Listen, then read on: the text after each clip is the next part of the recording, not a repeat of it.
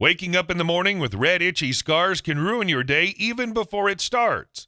Once bed bugs attack, treatment should start immediately to get rid of them, just because of the sheer amount of time they take to leave. In this video, we'll look at one of the easiest DIY options to get rid of bed bugs, which is a staple in every household.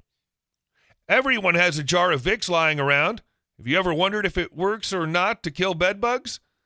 Vicks Vaporub is concocted from several essential oils such as camphor, eucalyptus oil, menthol, cedarleaf oil, nutmeg, thymol, and even turpentine oil.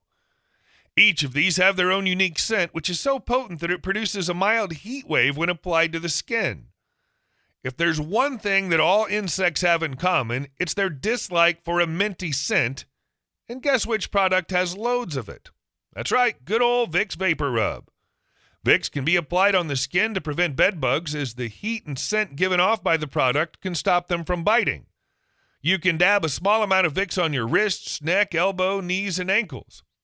Vicks can also be applied to the legs of the bed to prevent bed bugs from climbing onto the bed, and it can be applied to the inside seams of mattresses and nearby cracks.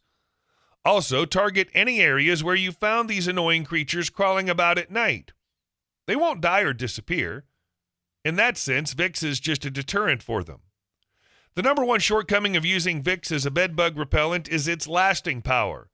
In order to work as a repellent, the scent and the heat that's essential to repel bed bugs will fade over time, so you have to keep reapplying it. Besides, it has a very sticky petroleum jelly base. It runs the risk of getting all over the place, leaving you in a sticky, smelly mess. So yes, Vicks can be effective to some extent against bed bugs.